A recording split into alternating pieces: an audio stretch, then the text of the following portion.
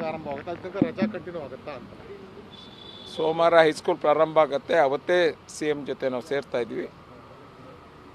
ಅವತ್ತು ಮುಂದಿನ ನಿರ್ಣಯವನ್ನು ತಗೊಳ್ತಿದ್ವಿ. ಅದನ್ನು ಸಹಿತ ಪ್ರಾರಂಭ ಮಾಡಬೇಕು ಅನ್ನುವಂಥ ಮಾತನ್ನು ಸಿ ಎಮ್ ಮಾಡಿದ್ದಾರೆ. ಸೋಮವಾರ ಅದರ ನಿರ್ಣಯ.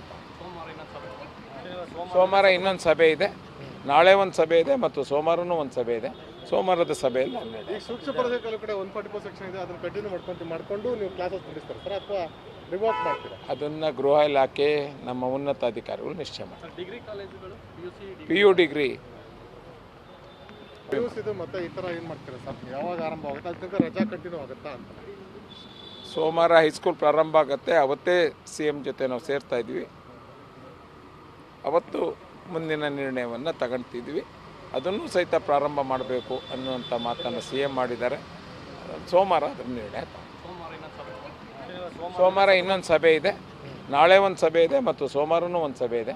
ಸೋಮವಾರದ ಸಭೆಯಲ್ಲಿ ಈಗ ಸೂಕ್ಷ್ಮ ಪರೀಕ್ಷೆ ಕೆಲವು ಕಡೆ 144 ಸೆಕ್ಷನ್ ಇದೆ, ಅದನ್ನು ಕಂಟಿನ್ಯೂ ಮಾಡಿಕೊಂಡು ನೀವು ಕ್ಲಾಸಸ್ ನಡೆಸ್ತಾರೆ ಸರ್ ಅಥವಾ ರಿವೋಕ್ ಮಾಡ್ತೀರಾ? ಅದನ್ನು ಗೃಹ ಇಲಾಖೆ ನಮ್ಮ ಉನ್ನತ ಅಧಿಕಾರಿಗಳು ನಿಶ್ಚಯ ಮಾಡ್ತಾರೆ. ಡಿಗ್ರಿ ಕಾಲೇಜುಗಳು PU ಡಿಗ್ರಿ.